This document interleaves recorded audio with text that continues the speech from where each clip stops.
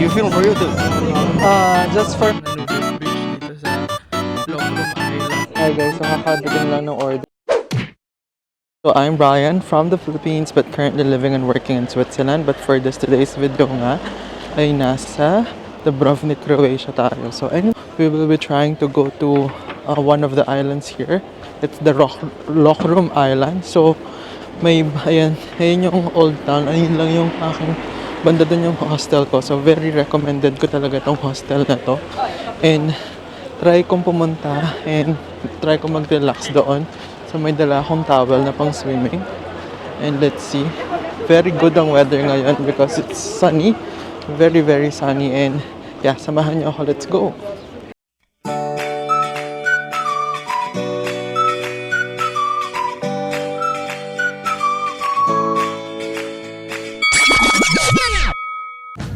So guys, ito pala yung sinakay namin na boat.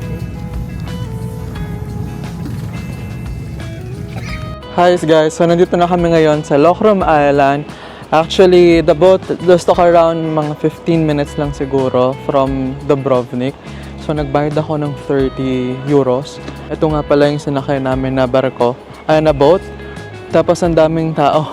Daming tao dito guys. But anyway, chillax day tayo ngayon. It's currently around 11:16. So 15 minutes lang nga yung boat ride. So 11:16 and dito din kasi may makikita kang parang museum kung saan pwede kang umupo dun sa parang Game of Thrones na upuan. Tapos pwede kang magpa-picture doon. So tara, samahan nyo ako.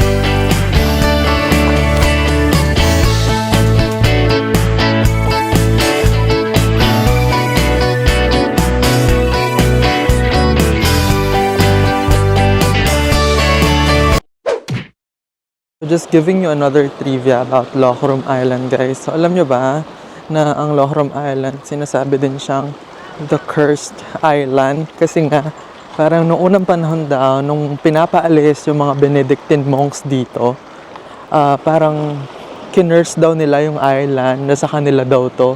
So, ayan, sobrang ganda ng island to be fair. Especially kapag hindi gano'n kainit. So, ayan siya. Ayan o, may nagsiswimming doon na mga turista. So, maybe I can give you sabi sa ChatGPT. Actually, kapag nagtutur lang ako, nag-ChatGPT na lang ako, no? So, anyway, you start at the Benedictine Monastery. Yung pinuntahan ko kanina na may replica nung Game of Thrones na throne. Unahin mo daw bisitahin yan. Actually, swerte ako. Parang isa lang yung tao sa loob. Tapos sabi ko, kuhanan mo ako ng picture at kukuhanan din kita. So, I guess that's one of the things na kailangan yung mapuntahan. So, tingnan nyo din dito, may mga nangingisda. So, actually, pwede ka mangisda dito. Magdala ka lang ng pangisda mo. So, tapos, another trivia about this island is that meron siyang magagandang botanical gardens. Actually, papasok pa lang, meron yung mga gardens na. And then, home din to sa mga strolling na peacocks, no? May mga peacocks na lumilibot. So, ayan, daming mga turista din dito. Sabi ko nga sa inyo guys kanina, there are lots of peacocks here. So, ayan sila. Ayan yung mga peacocks. Alam nyo ba, yung mga peacocks are only males. So, peacocks are basically the men species, and then yun namang kanilang girl version is the peahens. And then yung merong long train o yung kanilang buntot, ang tawag doon ay train. So, ginagawa yon or binubuksan nyo ng mga male peacocks in order to attract the peahens for in terms of pagka may mating season sila. And did you know that peacocks can fly shortly? So, ayan yung mga patrivias natin about peacocks. So, ayan yung mga peacocks, guys. As in, nakapalibot lang sila dito. And then, madami sila. Ayan o, meron pa nga dito. Hindi ko sure kung nakikita nyo. Pero, binubulabog niya yung mga kumakain na pamilya. So, ayan. So, be careful lang kasi baka may pagkain kayo. Tapos, tinutuka-tuka na niya. So, ayan. Mamaya mag-swimming tayo dyan sa may... At feeling ko ito yung sinasabi nilang Dead Sea na may, ayun o, may peahen din yan. So, babae yan, guys. Kasi wala siyang buntot. Dito.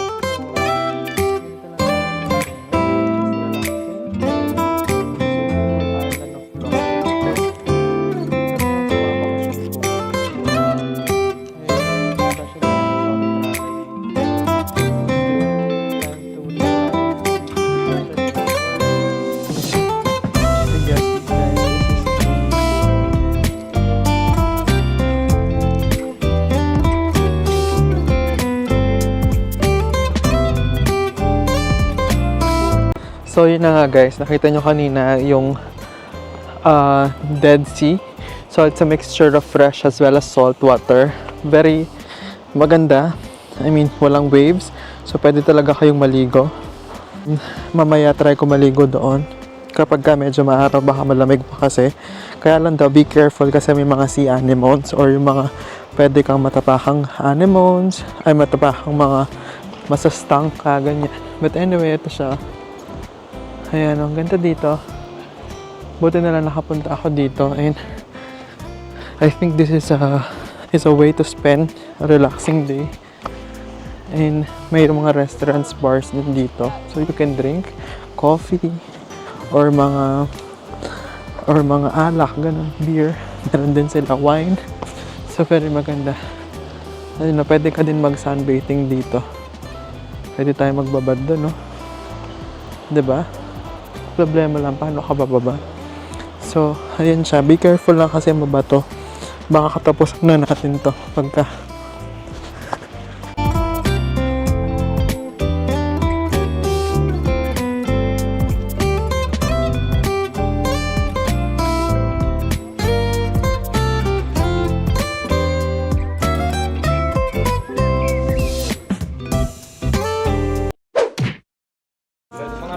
Not sure guys, if ako lang ba na kapag ka nagbabakasyon is may mga certain activities talaga ako. Like for example, nung nag-start akong mag-Croatia, so I rest muna for the first day and then nag-Bosnia and Herzegovina, then rest, then pa Montenegro, then now rest. So may mga certain times talaga na gusto ko talagang mag-activities.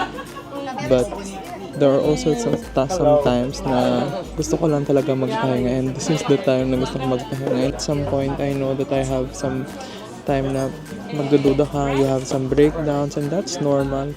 And I think I'm realizing na there are also people, I know some people are also going through this type of phase, especially when you are hitting the adulthood, no? But at the end of the day, just know what is the most important for you and just pray to God na everything would be good, no? So, actually, kapag naglalakad na ako, then I'm resting, I usually have AirPods with me, and then I'm listening to podcasts or even sometimes sa Tony Talks, no? Para ma-inspire ka lang, and you will realize at the end of the day na all of us have struggles, maybe not of the same weight, yun yung peacock lumipad, not of the same weight, not of the same circumstances, hindi ganun kabigat. But you just need to be thankful and always pray to God na i-reroute ka niya, or His plans would yun yung mangyari imbes na yung plans mo. Hi guys, so kakadating lang ng order ko. So I ordered the GOT burger, the Game of Thrones burger. I'm not sure kung anong Game of Thrones dito. So baka pinangalan lang dahil nandito din sa island. And I ordered some iced coffee. So ito yung itsura niya. So this one cost around 24 euros. So I think based kasi sa reviews, ito na yung magandang purchase. So meron din sila ditong binibenta na package. So meron isang soup, main dish as well as dessert for 21, but hindi ko naman kasi trip yon. But anyway, their fries looks like industrial fries, hindi homemade. Yung burger nila looks good. Sarap naman, pero nothing special.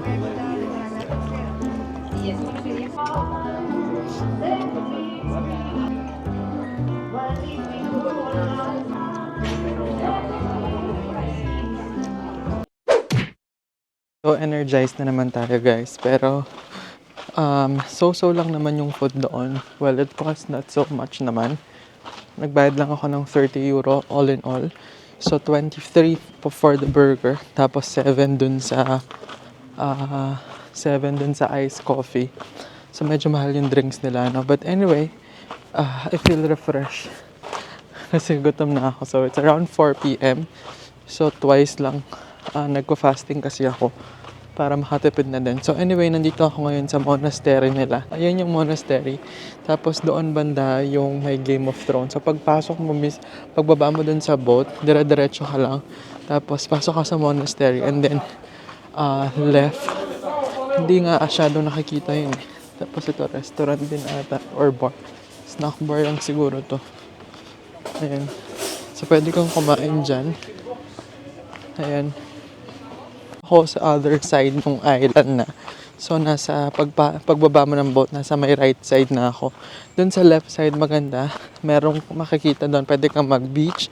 Pwede kang mag-Dead Sea.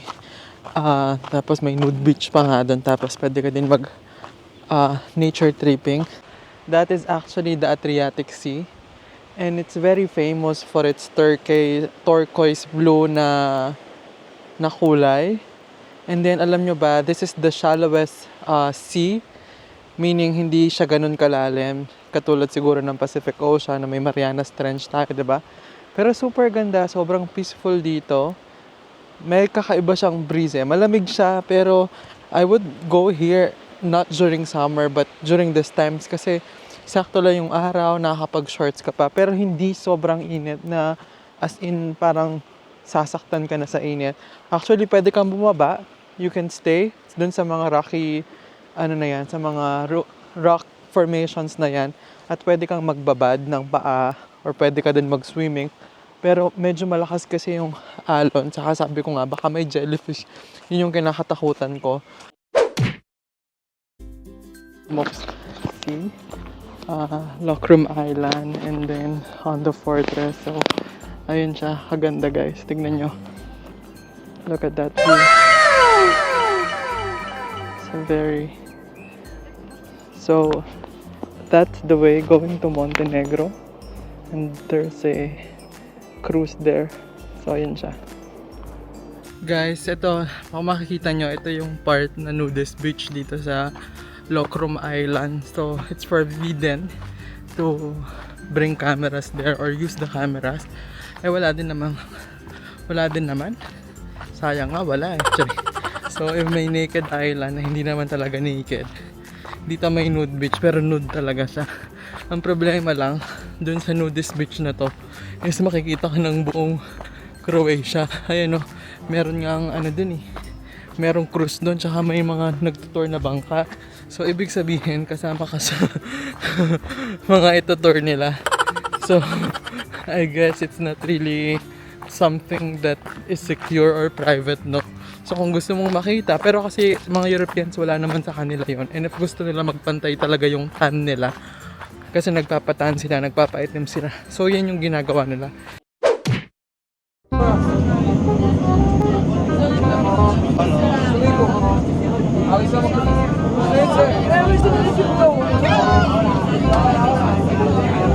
You film for YouTube? Just for me, not for YouTube. Are you guys from here? Yeah, we're from Croatia, but not from here. Another part of Croatia. We're also here on vacation. Okay, but Split, Zagreb, or We're Istria, Pula. okay, I don't know. You don't know where that is.